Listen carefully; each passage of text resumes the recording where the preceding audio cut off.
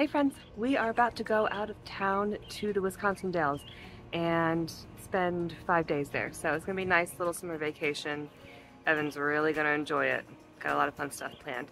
But before we go, we have a ton of stuff to do. You can't just leave a garden without preparing to, leave it.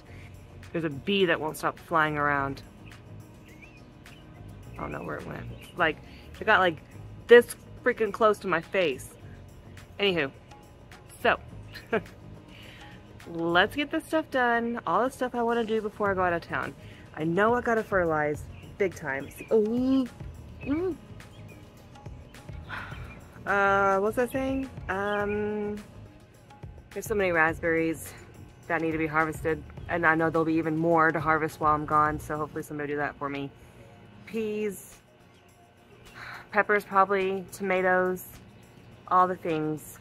Try to harvest, and that way the plants don't die. Like, if plants have ripe fruit, they'll either start to die off, like cucumber and peas, or they will just stop producing, or like produce a lot less. And we don't want that happening to everything. So let's get this stuff done so we can have a relaxing vacation and not worry about everything out here. Let's do it. Some of the things that I wanted to get done on this day, which is the day before we're going out of town, is to fertilize some stuff and harvest as much as possible. Anything that was close to being ready needed to be harvested, because in 5 days it would be. So the camera's going a little weird here, and this is all one clip. I don't know why in the middle of it it started to do this psychedelic stuff, but I'm preparing the fertilizer water. 3 gallons of water, and then this fertilizer got moist or humid or something and clumped up it's from last year. And so I just put a couple chunks in there.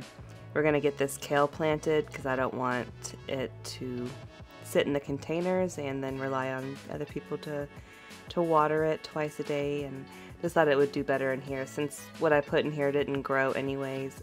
Or actually, I'm not sure if I put anything. I don't think I actually planted anything in there. Oh, no, I didn't.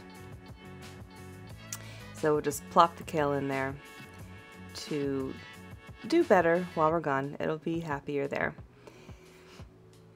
And I'm just letting that fertilizer sit in the water to dissolve. And I've heard that fertilizer won't work as well if it's gotten moist or too hot or too cold, but it worked. I could tell when I got back that what I used it on greened up, because there were some things that had poor soil, like grow bags that I hadn't used the best compost to fill, and I could tell that they needed something. The plants were starting to yellow, and then when I got back they were super green, so it still works even though it got moist. That was an alyssum that I put in that little pocket there, just one last little plant that I had that I didn't have a place for, so I had an open pocket. We're going to harvest a ton of peas. At the very end of the video you'll see how many peas, but we end up filling that whole the harvest basket on the ground. It's like in sections where I'm putting them. That whole thing is filled to the top with peas. So our wall of peas has performed very, very well, and I was able to share a whole bunch of peas with my dad, which was great because he likes them a lot. I've given him some peppers, he's taken some raspberries and green beans, so we're both enjoying the garden.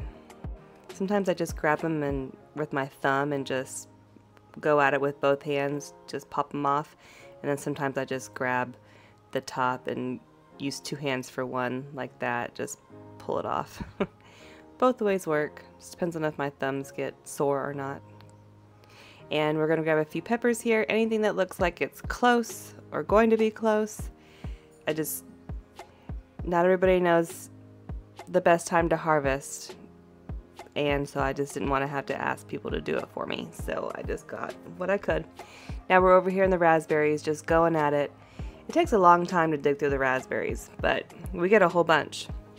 So what I've noticed with these raspberries, which I'm still learning about them because they're only a few years old to me, and every year is different. So any canes that came up this year did not give any raspberries. Any canes that came up last year gave us raspberries at the tip.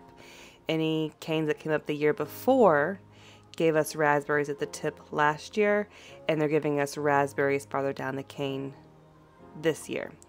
And those ones are the more yellow, older looking canes that you can see. You can see the color difference, the older ones and the newer ones. The newer ones are more green.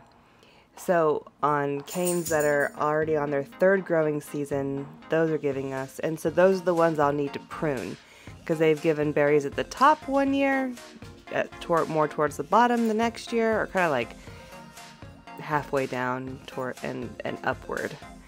And so I can tell now which ones I need to prune and which ones I need to keep, because I was trying to figure out, it's kind of hard to figure out, okay, what kind of raspberry plant do I have? Okay, is it an everbearing or fall bearing or whatever the terms are, primocane, floricane, and it was just, you just got to see how your plants perform and then just understand from there. So I'm getting the hang of it, luckily, and we're getting a ton of raspberries, a spring harvest. So if these perform like they did last year in the fall, then what we have gotten here in the spring is going to be nothing compared to the fall. And I was able to make 12 jars of raspberry jam from everything I harvested just in the fall. I didn't even have any spring raspberries last year. So I'm really looking forward to seeing how this fall turns out, or if the spring has more. But I think I've heard that the fall usually has more, so looking forward to that. And that's what we got on just that one day, just right then and there. And we're going through back to the peppers. I wanted to make sure I used my daylight for the raspberries, and now that the daylight's starting to dwindle, I'm gonna come tackle these peppers. And those are the Chinese 5-color peppers, so anything that was orange or red got taken out. And we got some sweet, like yum peppers, and then sweet snacking peppers, something like that, sweet yummies, which are delicious. And some Lisa peppers, bell peppers, shishitos, jalapeno, ghost, habanero. Those are sugar rush peach right there, the yellowish ones. All kinds, all kinds. And we're getting a pretty good harvest before we head out, which we head out the following morning. And we had a really good time in the Wisconsin Dells, did quite a few fun things.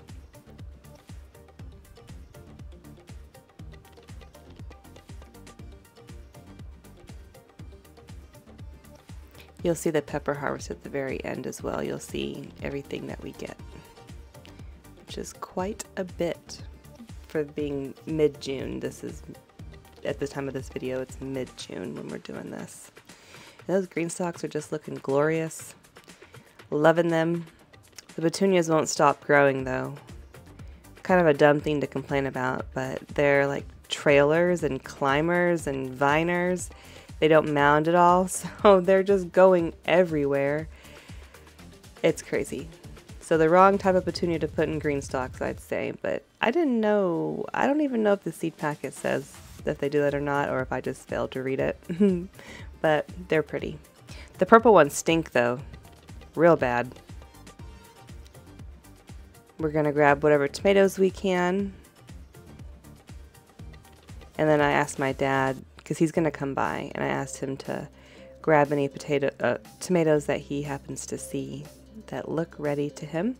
So the fertilizer water's been soaking for a while. Those big clumps should be all dissolved, and this is what, it was super yellow. I'm not even sure if the camera really picks it up because it's starting to get dark and the video quality's gone down a bit, but they were quite yellow. They were not a nice dark green like they're supposed to be. And I was like, okay, that's one of the grow bags that I put that really cheap compost in that was like 0 nutrients, like just really bad stuff. It was a cheap stuff, but you know, I was kind of like being cheap and hoping for the best. And you can definitely tell a difference in how things perform. You can really tell. Like these two here needed some as well, because the stuff I put in there was just something that we were just going to try, and they are junk. Things will turn yellow when they don't have enough nitrogen, and so the decomposition process uses nitrogen. Oh, look at these. Oh, look at all those chamomile. Oh, just grab it by the top and just yank and get all those flowers off all at once. It's kind of satisfying to watch.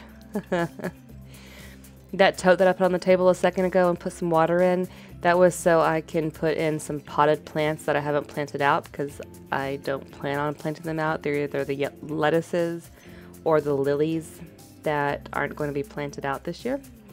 And I need them to stay wet, so I put them in a tote with a couple inches of water, and they did just fine for the full 5 days we were gone. Look at all those chamomile flowers, just amazing. So many. I'm gonna have a year's worth of chamomile tea, and it'll be great.